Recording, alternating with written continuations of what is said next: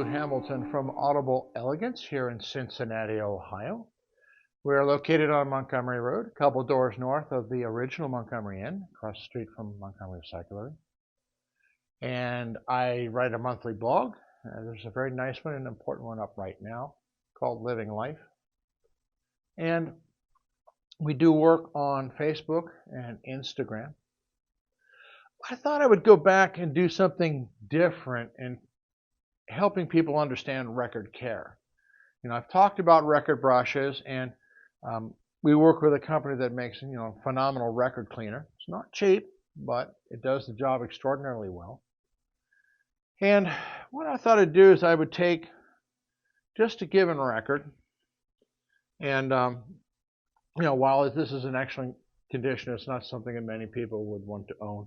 So I don't feel bad about mucking this one up. And I've got glow-in-the-dark paint.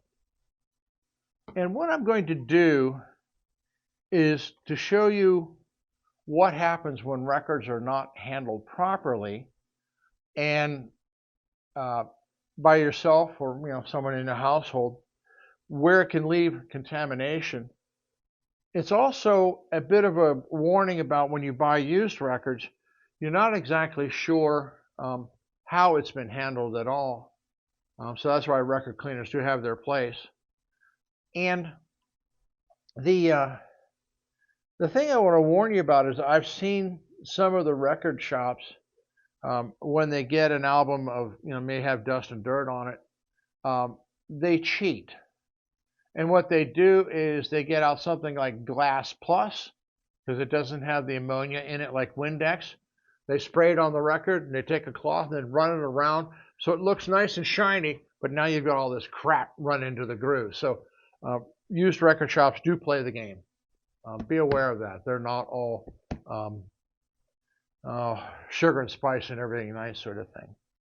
So rather than being ridiculously aggressive and how much is on my hands, what I'm going to do is just put a little dab or so on this paper towel. And of course we have to remove the obligatory safety seal. And we're getting there. There we go. And we'll just set that off to the side. Now we'll take a little bit of this, and we're going to pour it on the paper towel. We're going to wipe it there. Because if I put a huge amount of goo on it like I was putting mayonnaise, well, you'd have an idea that I was kind of cheating and over-exaggerating. So now I'm going to put my fingers in it, and it's like mayonnaise. Then I'm going to wipe it pretty much off. And if you're handling a record, what you want to do is hold it from the edge. You may take your pinky, go into the center to provide a stable platform, your thumb on the edge, and another finger to the side. I've seen it even in my store. People handle it like it's a hamburger. Okay? And so here we are, and I've handled it every which way, with very little on me. And now we're going to highlight it, because this is glow-in-the-dark paint. And we're just going to light it up. And it turns out the room lights for a second here. Okay, so what we want to show you is what happens with fingerprints. And as you can see from the various areas where I had my hands, there we are. This is where my fingers were on the record surface itself. Inexpensive record cleaners will typically just smear this all over the place. Record brushes really won't address it all real well either. You may have to get into what we consider to be a more professional record cleaner to simply lift this sort of contamination away. And dust and stuff can do this.